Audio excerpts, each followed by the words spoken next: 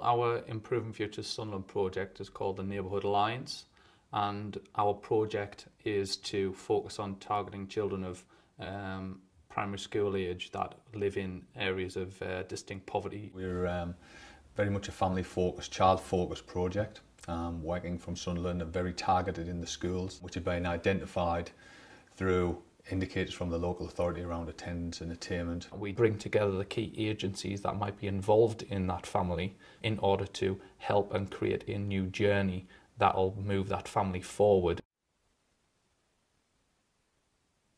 Every project that they run within the foundation is monitored, it's evaluated, and it's just something that is inbred within the foundation, and it was obviously something that Big Lottery are very keen on looking at and making sure that everything is done in the correct way. Monitor evaluation is something which is the most effective when you have a clear understanding of what you're wanting to monitor and what you're wanting to evaluate from the outset. Monitoring is something which we do in order to improve the outcomes and the ability to direct interventions at the right time, in the right manner, by the right agency. But evaluation is something that we are able to step back and analyse data and look at how we're able to adjust and refine our project overall scope in order to make it more efficient and more effective.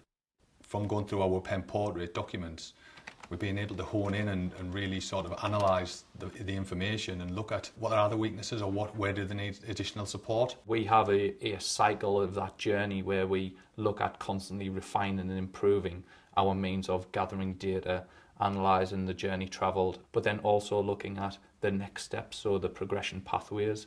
We've had to come up with bespoke monitoring and evaluation tools due to the bespoke nature of the Neighbourhood Alliance project. We are being a facilitator instead of just being a deliverer, so we are having to analyse families' issues and families' plans for an intervention and their expectations in a way that we probably wouldn't before.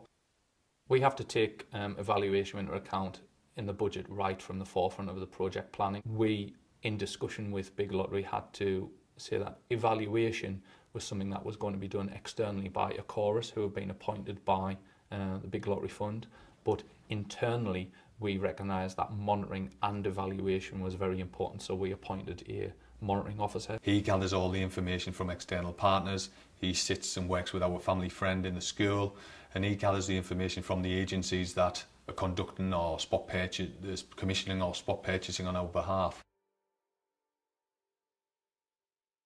There are always barriers to monitor and evaluation, specifically with our pen portrait. A barrier is the participants' mistrust and them not at the start being open fully to disclose all of their issues. So you are baselining something on a family or on a child where they might be telling you what their issues and their priorities are and their expectations, where further down the line you'll find that there are more significant challenges with that family. It's been a barrier that we've had to get over.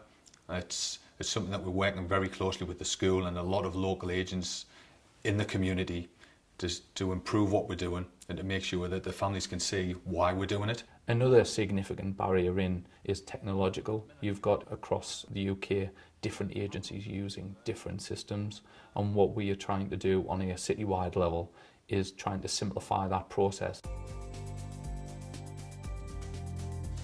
I think Big Lottery's anticipation that you spend 10% of your grant on monitoring and evaluation is a realistic one.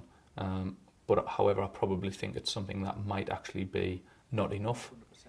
The Neighbourhood Alliance project is circa £900,000, so that would say that £90,000 over the 4-year period is spent on monitoring and evaluation.